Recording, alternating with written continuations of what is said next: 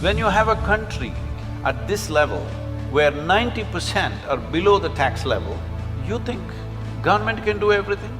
When you have forsaken your humanity, I think you're corrupt. The distress is not something that the governments can handle, it's way beyond that.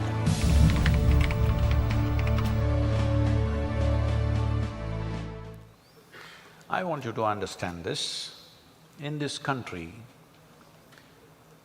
only some 3.2% of the population pays taxes, income tax. Do you know this? Only some 3.2% is paying income tax. Who carries the remaining 96%? Because the remaining 96% are either below the taxable limit or they're tax evaders. One of these. Even if you take the tax evaders, it'll only add up to another 3–4%. The remaining 90% is below the taxable limit.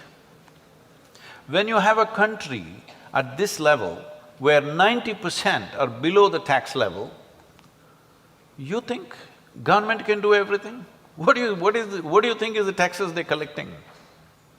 They may be charging you 40%, but what do you think is the volume of tax that they're collecting for a nation of 1.4 billion people? And you want them to do everything with that. I'm not pitching for the government. I wanted the government to give subsidies to the farmers, which they have done. You think you have no responsibility for this nation, you think those handful of people who are elected will do everything. No. Well, this is coming because you think they're corrupt. Yes, they are, because they are your representatives.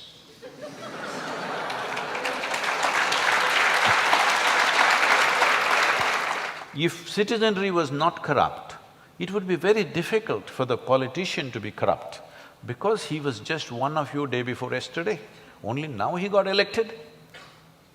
The moment he gets elected, his whole clan goes, "Mama, you became minister, what are you giving me?" Are they going and asking or not? Hello? If he doesn't give, "Mama, we supported you, why are you not supporting our family?" Are they asking or no? So corruption is not in one place, it is across the nation. Let me tell you this, a few years ago, almost 25 years ago, I was in Trichy talking in a high school to 14-year-old boys. I was just asking them, okay, what would you like to do after this education? One guy said, "I want to be RTO."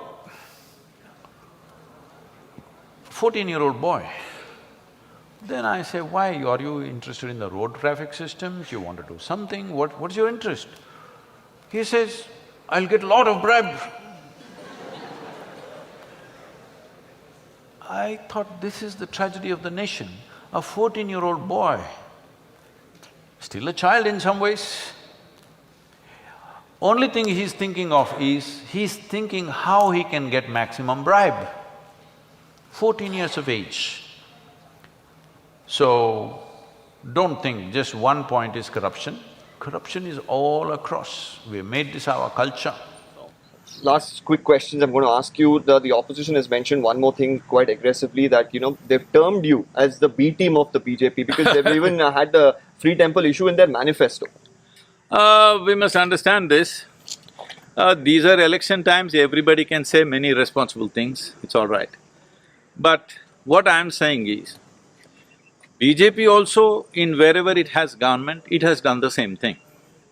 So, how am I the B team of anything? Everybody should understand this.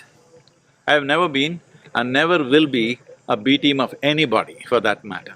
Either a political party or anything for that matter.